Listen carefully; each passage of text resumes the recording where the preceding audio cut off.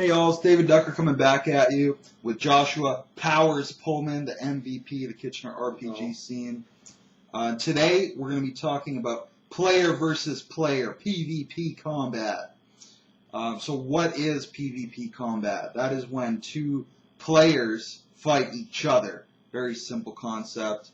That can be expanded on, however, Okay. if you also take into account social combat, social rules. I know it's a common sort of house rule Good point. that PCs are not allowed to roll against each other for, say, bluff, diplomacy. You have to role play that out.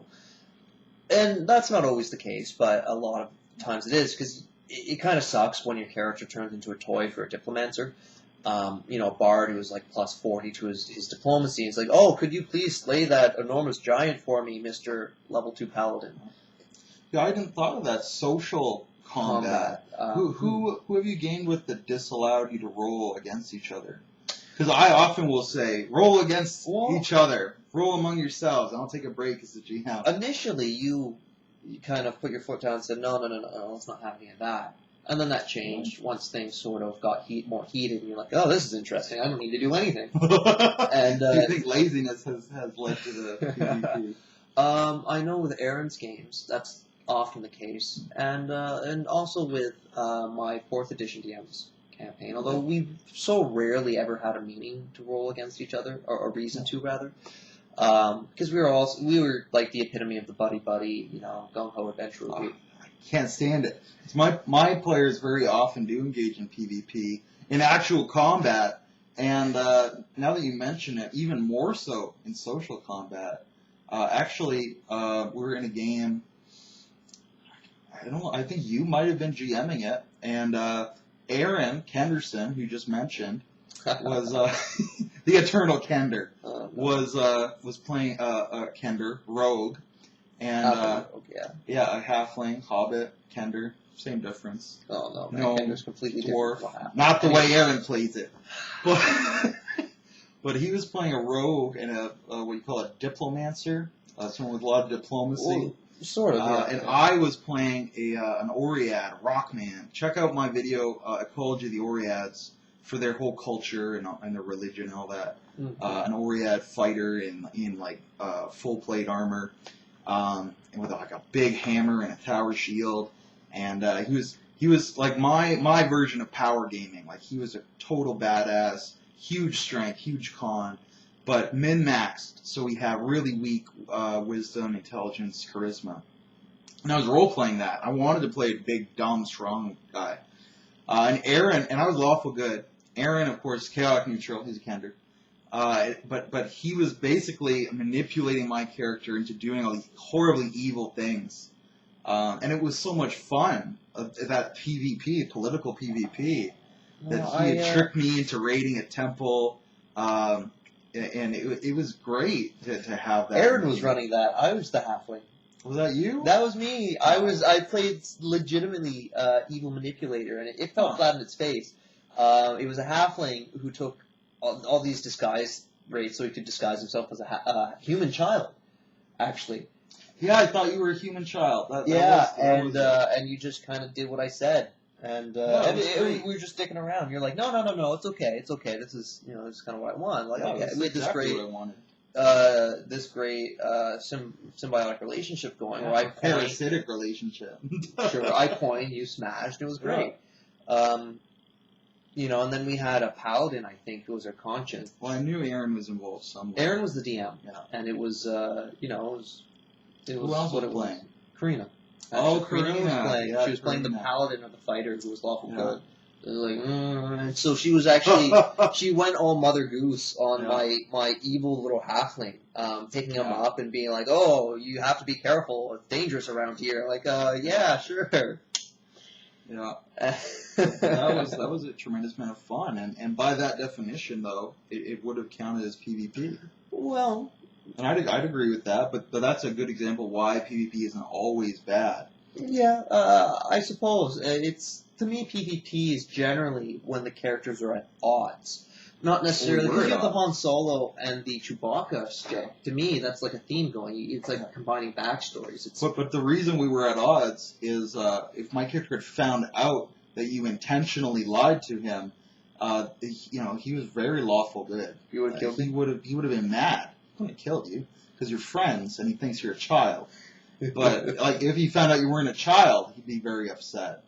It's not a 0 to 60 like, oh, you took the last sugar packet, boom, and then just kill you. I keep expecting that from all of It's slow layers. Like I might talk to you, and then I'll yell at you, and then I might push you, and then maybe we'll escalate. Not like Mike Chartrand style where you're just like, I draw my weapon and attack.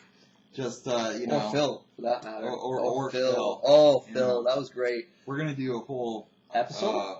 horror story. I figured Oh. just about Phil, just cracking jokes on Phil. Uh, So let's leave Phil out of this. I'm sure you have other examples. When have you seen PvP that you did have fun with? Since mine was fun, let's do another. You've seen another fun one, or not? Maybe not. well, the ending of Speria, Okay. when basically we had one character who ran counter to the group, he tried to convince the group that my character was very evil, No, which to some degree he certainly was, although he was trying not to be. I wouldn't say that your character was evil at all. There's an ends and a means and all that sort of shenanigans. Was he evil for using evil means? Well, quite possibly, if you look at the objective sort of evil of the universe from D&D, and it was Pathfinder, but he certainly didn't try. So Josh was basically playing a lawful good necromancer. Well, he was lawful neutral, right? I But thought he was lawful good. He definitely tried to do his best for family. He just had some third lines about what was appropriate to do with corpses. Yeah. In terms of raising them and animating them and what have you. And that sort of translated to some horrific scenes of animating skeletons from recently dead people and forging kind of this circle of power as he was able to get more and more undead to his side and creating these cohorts and whatever. But he always tried to protect his allies and give them gifts. He crafted a lot of items and he tried to do that for his friends when he had the means. And he tried to make friends with the nobility and alliances for his little group. He tried to kind of make an alternative to the Mages Guild at one point. So let's come in with the PvP though. PvP, right, right, Big right. Daddy Rick, I believe that's who you're talking about. Yeah, oh yeah, yeah. Was playing a character who believed necromancy was evil, straight up evil. Doesn't matter what you're using it for, it's evil. Another player character though, but he was constantly using that political PvP to undermine Josh's character. Apparently from day one. Pretty much from day one. Yeah, I had no idea. As I understand it, he was saying he was schizophrenic or split personality, so I couldn't use sense motive to figure out he was actually acting against me. His character had multiple spirits inhabiting his body, and I think all of them were. 2 of them were against you, and 1 of them really liked you, which is why one of those other spirits was against you so hard. So the only one that ever showed up around me was the one that was for Was me. the one that liked you, yeah. Because he had this whole hero worship thing, so I never really suspected anything. Exactly. But ultimately, anyway, in the end of the campaign, he never really struck out. And we're flying around on this magic carpet. Big end of campaign battle against a bunch of rocks and this Thunderbird. So we go to kill the Thunderbird because it's doing a lot of damage to our fleet of skyships and allies and whatever. Yep. And the other personality takes over for the first time, face to face. And he acts pretty crazy. But anyway, I leave him because he's screaming crazy things in my ear. So I actually drop him on the back of the Thunderbird. Yeah. Or it's relatively safe. Yeah. Now, he actually bitched out of character until I gave him the magic carpet, which is when he cast suicidal urges or something on the Thunderbird and caused it to fly straight down. And, you fall at like 500 or 400 feet around, plus the move speed of the Thunderbird. It basically crashed headfirst, with me on the back. Yeah. And he was cackling about how I was evil and manipulative and all this stuff, and really out of the blue. Now, as an observer to this, I thought it was a very enjoyable storyline. Rick didn't do it, in my opinion, a terrible job with the role playing. But Josh was very, very upset by the whole chain of events, out of character, and I was certainly pretty ticked off. yeah.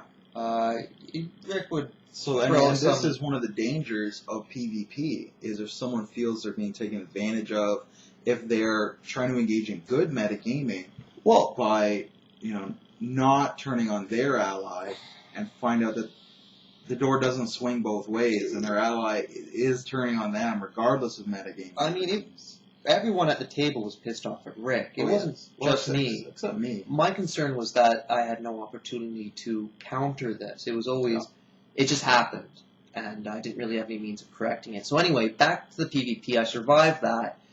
Get all crazy lichy, because I was a lich at that point.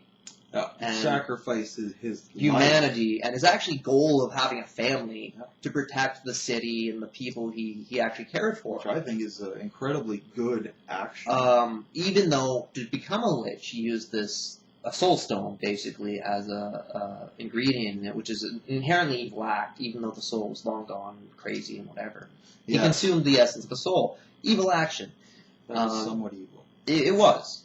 Right, so the character had good intentions, used bad means to get to it. Back to the PvP, so that happens, and he flies away, right, and that's that. And then I animate the fucking Soulbird, or Thunderbird, as my mount, and I fly away, and I wreck the ground fleet of the enemy with it, casting all these crazy spells. I'd actually kind of let loose at this point, giving no fucks, because at that point it was on. Anyway, we get to the final sort of area, and at that point, the politicking sort of becomes clear, and all of the allies I thought I had were turned against me. Largely due to Rick's character. Largely, again, the politicking behind the scenes, which I had no idea about. So the allies I thought I had, I didn't have, and I ended up getting shanked from behind. Enormous amount of damage. Amazed I survived. And I don't actually raise my arms. I don't fight Rick. I don't. I'm still trying to convince my old allies I'm not evil. Like, let's figure this out. Let's talk. And they ended up shanking me again. And then the rogue, Mike Chartrand's character, was like, no. Then he used a ring of transposition, teleported me out of there, teleported in while invisible, and just started murdering people. Just left, right, and center. Horribly shanking people. Because this was his thing. This was his shtick. He was causing chaos and sowing chaos. He had a lot of fun. And I'm trying to heal up there with my magic. Because Lich, negative energy. And then I do. I managed to heal up pretty quick. And I look over, and I start, like, I try healing people. Because, I was kind of support for the group. Instead of being a blaster, because a blaster's generally really boring. I have support and control. Anyway. And I tried healing one of the downed enemies. His son, actually, I think. Or the father, I forget which. Being like, no, I'm good. I'm trying to help you. And then he shoots his blunderbuss at me. I'm 30 feet away. It does nothing. He did shoot at you. And, the son of the Sand Guild. Yeah, and then he immediately gets shanked by Mike. Because, Mike was just dancing across the battlefield with invisibility. He was invisible, so no one could talk to him to explain their motives or have some witty quips or anything. So he's like, that guy turned on us? Why would he do that? Doesn't matter, just killed him. I didn't learn his motivation or anything. And the son of the Sand Guildmaster, same thing. They're like, oh, the Sand Guildmaster has, his son is with the pirates? Like, why? How? When? Who? And Mike's just like, doesn't matter, stab in the heart. And he just kills him. Yeah, so pretty much all the plot hooks and the ties were sort of silenced at that point by one character, or a couple characters. If only he had been visible, at least they could have spoken to him. But no, he was invisible the whole time. No, I had like 16 AC at level 12, man. But that's beside the point. So it was, so anyway, my character gets shanked. Rick comes after me. He's not really, I don't think he's really built to be a combat character either, because he's got a lot of other classes and shenanigans going on. But he did his best, and failed miserably. And he had all these crystal clones trying to kill the shit out of me. I was mildly impressed, but I was still really pissed off. Both in and out of character. And when I was pissed off out of character, it was channeled into my character.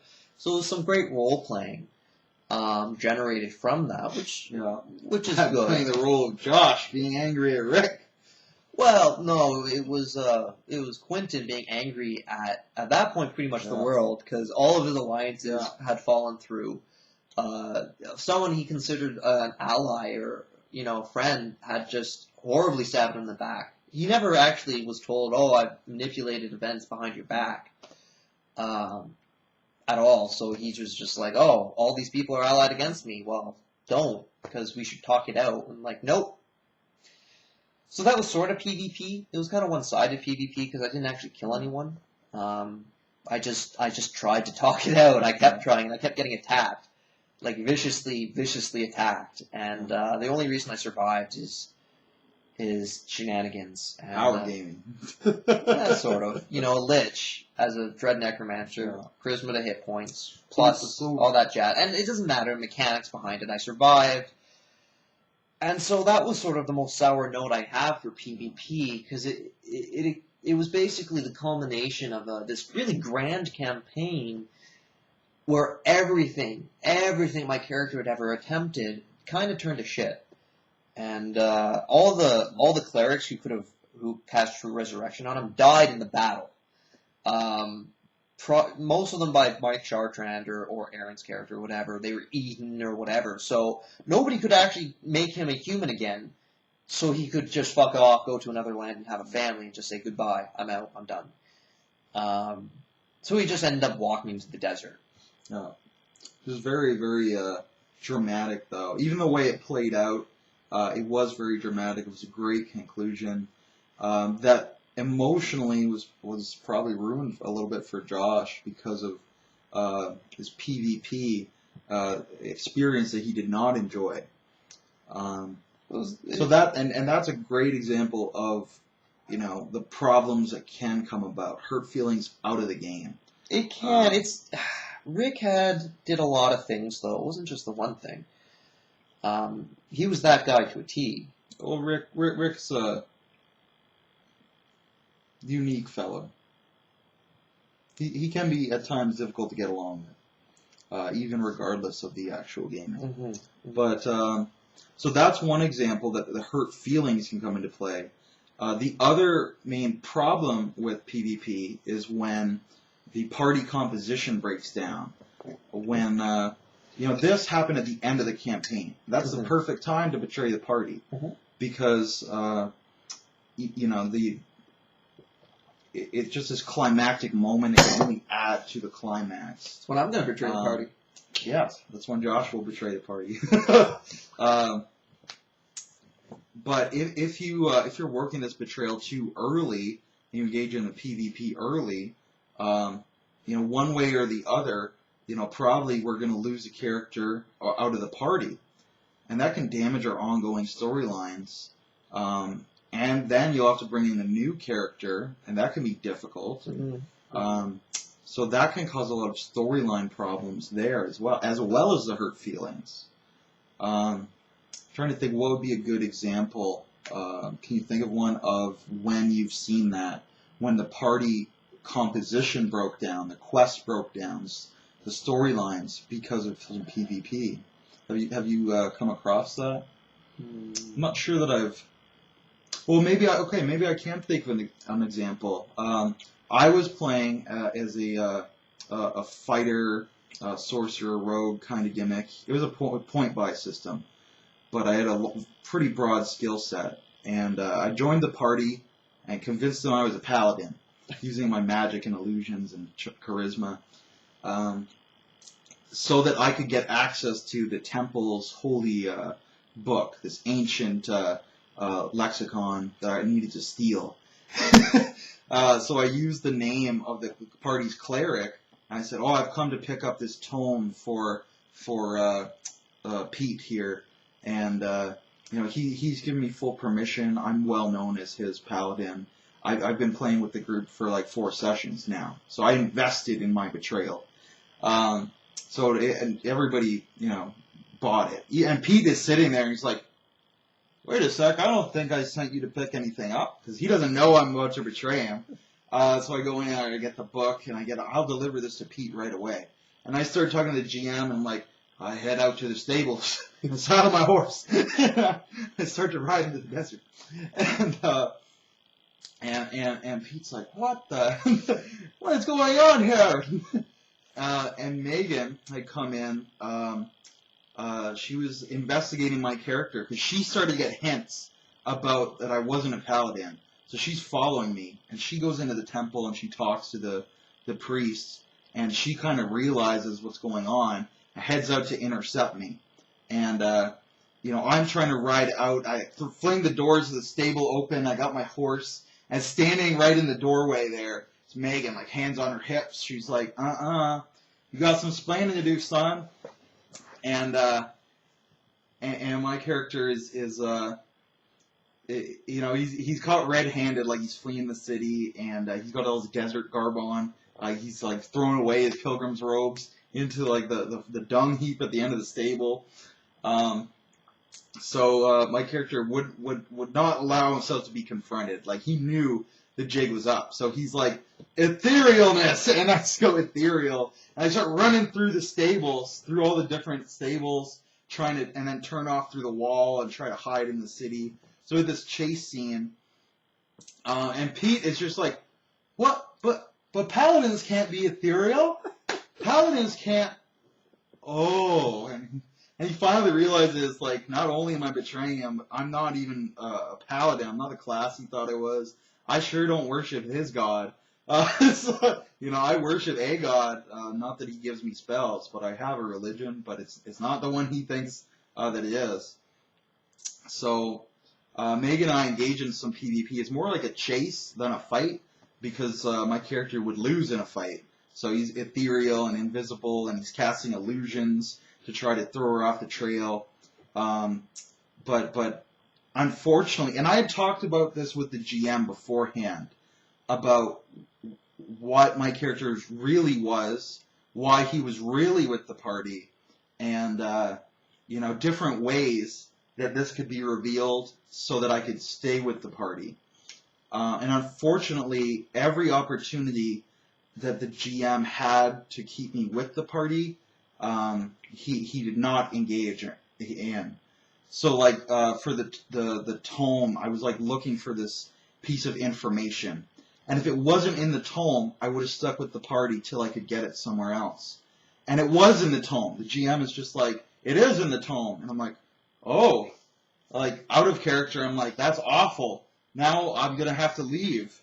And then I was talking to Megan's character about this other piece of information, and just if she had any other information about this one thing, this artifact, this monolith that had appeared and stolen both of our hometowns. She didn't know that my hometown has also disappeared, but hers was, and she was questing for that.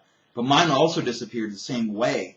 But I'm so sneaky, I won't tell her outright. I'm just following her and helping her investigation because it's really helping my investigation. Mm-hmm. But through our role-playing, though, it very quickly became evident that she had no further clues to give me or to help me with. And the GM even, was trying to talk to her and build it up with her. And she was kind of interested, but he just didn't provide her with anything. So she had nothing to contribute to my character to keep him to stay. And I had this other thing that I no longer needed to stay with the party to get. And there were no other hooks anywhere that the GM hadn't shot down and shut down. So I had no reason to stay with the party anymore, because the GM had resolved all those reasons, so that I was leaving. And once we had this chase fight scene, and then I did escape, and then I'm just gone. And we have PvP, and the party is sundered. So that was another example of bad metagaming. Everybody had fun with this session, a huge amount of fun, but the storyline couldn't really continue because of the PvP. So that's a big danger of the PvP. Now, we could have still gone back in with the GM and worked out some way to get us back together. I'm sure we could have done that. But Megan was not enjoying the game other than our interactions, and I was already playing a different game with her. Oh So yeah, didn't you end up stealing her from that game? Kinda. Inviting her to your game anyway? Yeah. Okay. But yeah, so she didn't enjoy Pete, and she didn't enjoy Kevin, and so she basically quit. And I was like, well, if she's quit, I'm pretty much quit too. So I didn't go back. But it could have been repaired if the GM was really good. But it was kind of sundered because he was kind of bad. But still, it was a bad PvP experience. Honestly, I would have had them been having a holy order to chase you down and then find out that, Sure. you've been buried into the sand up to your neck and are about to be eaten by, army ants. Sure. Like, I know who took it if you dig me out. Yeah, Bam. There are many You're ways. There are many ways that it could have gone. They just didn't get the opportunity to go to. Mm-hmm. And I didn't have confidence that the GM could manage even that, though. Yeah. But that was a bad experience. So you said you haven't really had any good experiences. But I recall, though, that we've engaged in PvP against each other, and it was a lot of fun. Well, that was PvP in a sense. I Yeah. mean, I don't even think we rolled dice on that. I think we rolled initiative. I think we rolled And then you shot me. Yeah, it was a noble duel because he was an elf and he was this elf cleric, and he was like, "Oh, I challenge you to a duel, you dog," and I'm like, "Does he always do it to the other players? Does he always do this?" I'm like, "Yes, just duel him." I get dueled each other." everyone in the party. And then they all beat me. I walk And it out was awesome. and he's like, "On guard," and I shoot him in the thigh with a shot hand me. crossbow because he didn't have armor on. I didn't. That's true. No, you didn't have armor on, so I'm just like, "Pop," and I walk back inside as you're bleeding in the rain. Oh, my leg! No, it wasn't raining. It had rained the day before. So when my leg got shot, it got all rickety, and I fell in the mud. And my elven silk vestments were all covered in cake and mud and horse shit. Yeah, I was playing it. What was it? You were playing Alchemist. An alchemist, Yeah. I think with a level of rogue. He was a spy. That master. explains why you beat me. Cheating, I say. That's what I've done before. But that's an example of good PvP. Because I went in and said, how can I make the other players look good? And I'm like, well, have them beat me in combat. You know, that not only develops my character as being pompous and arrogant and that's willing to challenge anyone to a duel, but it develops him as being a bad combatant, which is part of his character. And it gets the other players looking good. They get to shine, you know. So that was great PvP. Everybody won, you know, except me, except my character. But he came in, he was humbled, and he learned better.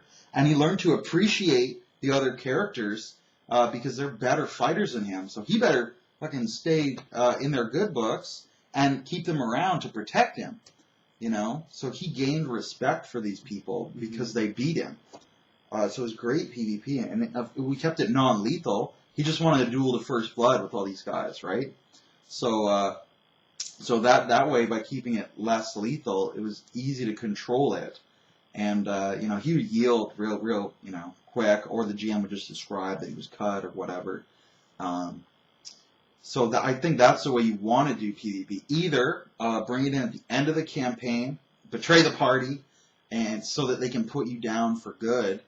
That's the only real time you should want to be put down for good, unless you're doing a resurrection gambit. Or come in and say, okay, I'm going to engage PvP, but I'm going to lose. I'm going to throw the fight for story reasons.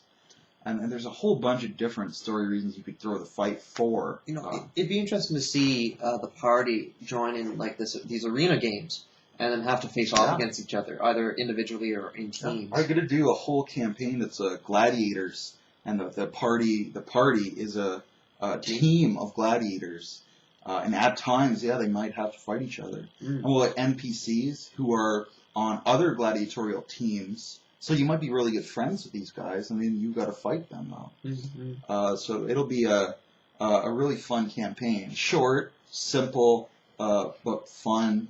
Power gaming, great chance to use your power gaming and say, okay, I'm gonna build my character to complement his personality. If I'm quick, light on his feet, sneaky, throwing sand in the guy's face, or if I'm a big, beefy, burly guy who's pull the old Khal Drogo, I will block his blade with my pecs. I will allow the blade to sink into my pecs, and when my mighty pecs have disabled him, I'll crush his head. I just,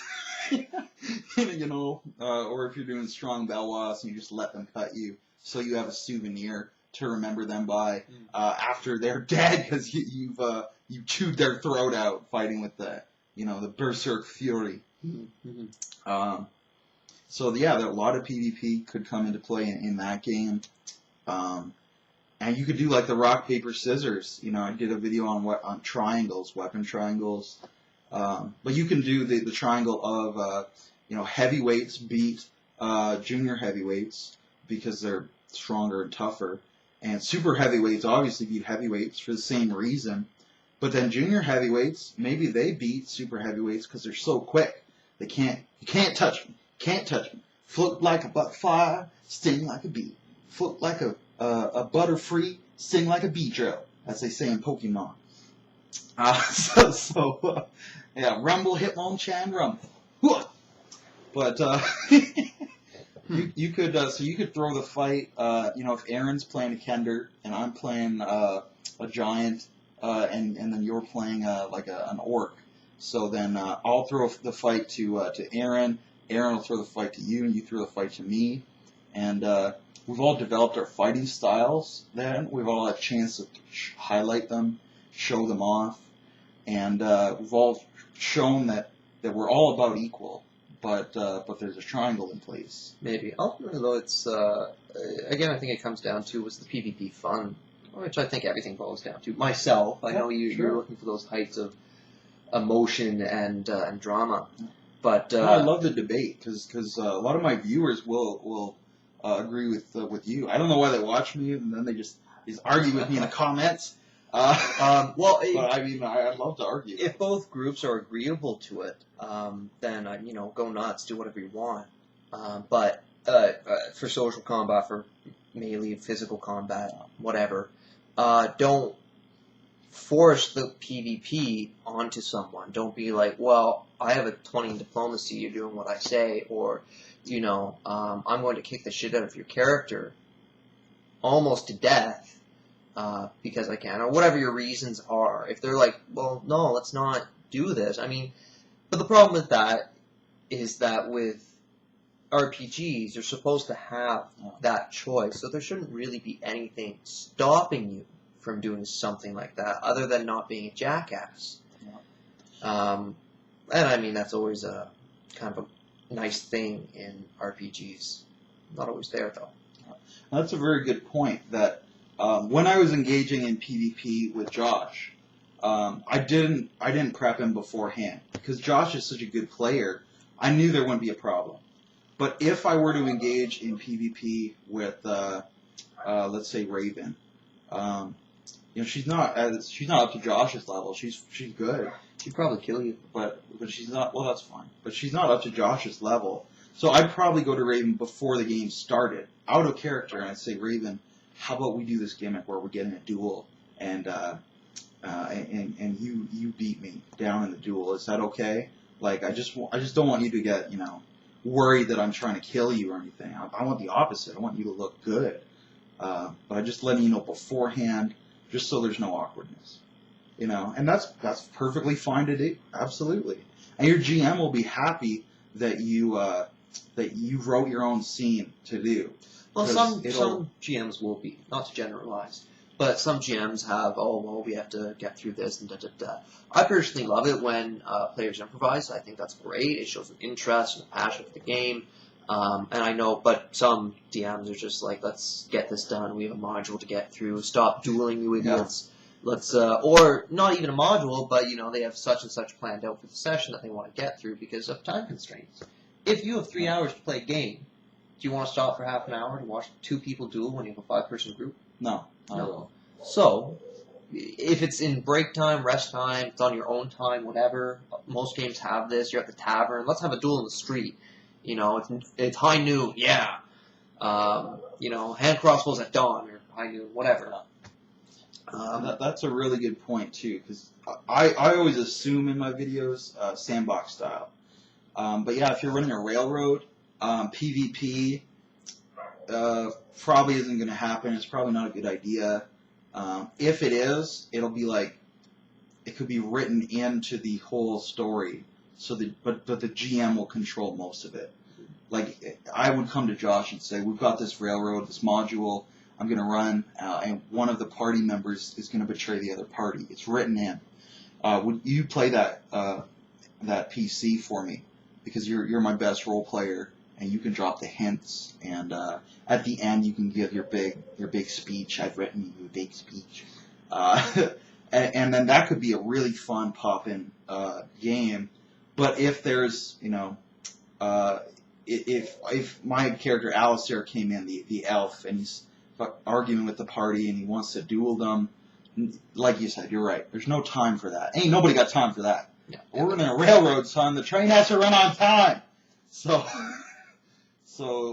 yeah, absolutely. Think about it before you implement.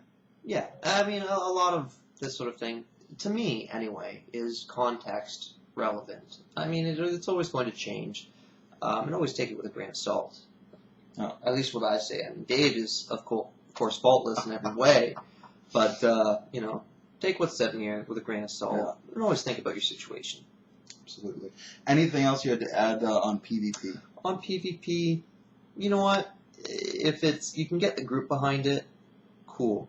If you're really, really taking an enormous shit in somebody's cornflakes to get your own jollies off, don't do that. Yeah, don't do to put yourself over, make yourself look good. Make other people look good. Betray an important NPC. Betray the party, but don't get caught. No. As with everything, don't get caught. Don't get caught. And that's ultimately it. Have fun with whatever you do. Actually, another thing did pop into my head that don't engage in PvP because you're mad at the person out of the game. Ooh, yeah. I can think of one instance when I was tempted to do that because Raven, who I just mentioned, her character came in with this wonky ability. The GM imposed werewolfism on her. Whoa. Werebearism. She ate a devil fruit and became a werebear. Yeah, the GM imposed this on her. But I thought it was stupid, and I was like, how can I remove this from the game? And I'm like, I could kill her. I could definitely kill her character.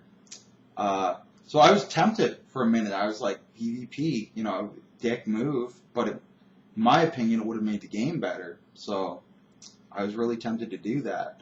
But don't do that. And in fact, I did, and I said, no, that's too immature. Even for me, that's too immature. Ultimately, I'll just cause a scene and flip the table over instead.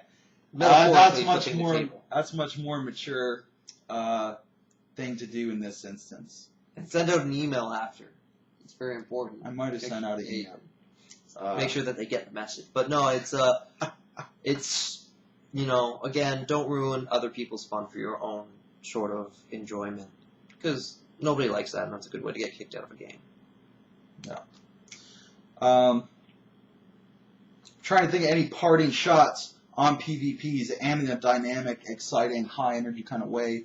But I can't think of anything right now. If you have to do PvP, do it properly and make a big scene. Make a big scene about it. Go big or go home. Go big or go home.